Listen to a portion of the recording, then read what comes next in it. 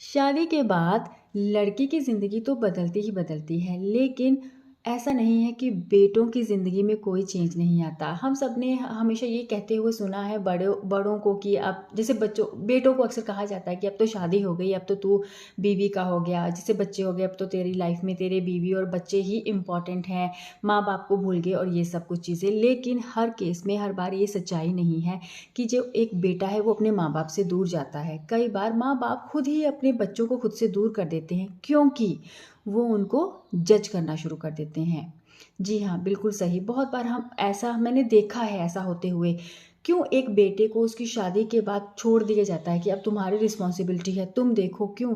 अब जिस तरह पहले अपने बच्चों पर हक रखते हो, जिस तरह से पहले उनको गाइड करते हो, हर चीज़ में उनका कदम से कदम साथ चलते थे और गलत है तो डाँटो, सही है तो अप्रिशिएट करो। क्यों शादी के बाद उनको छोड़ दिया जाता है कि अब तुम्हारे रास्ते अलग हैं, तुम्हारी ज़िंदगी अलग है, तुम अपनी फैमिली को देखो? जी नहीं, पेरेंट्स को भी ये चीज़ सोचनी है।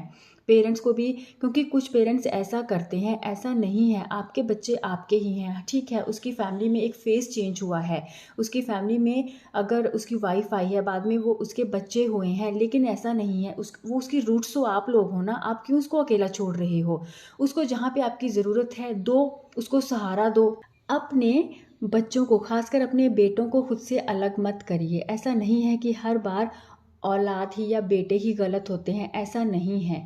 कई बार जाने अनजाने माँ-बाप इतना जज करते हैं छोटी-छोटी हरकतों को, छोटी-छोटी चीज़ों को, चाहे बच्चों के मन में वो भावनाएँ हैं भी या नहीं हैं, ऐसा मत करिए। एक परिवार को अगर आप क्यों अपने बेटों को खुद से अलग कर रहे हैं? अगर वो अपने बीवी के लिए, अपनी वाइफ़ के लिए या अपने बच्चों के लिए कुछ कर रहा है, तो वो सिर्फ़ उसकी ही ज़िम्मेवारी नहीं है, वो सिर्फ़ उसके ही अपने नहीं हैं, वो आपके भी तो अपने हैं।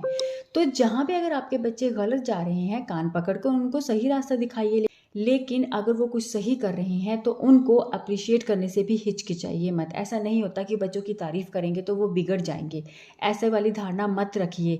आपके बच्चों को कदम-कदम पर आपके साथ, आपके प्यार, आपके आशीर्वाद की ज़रूरत है। इस चीज़ को समझिए।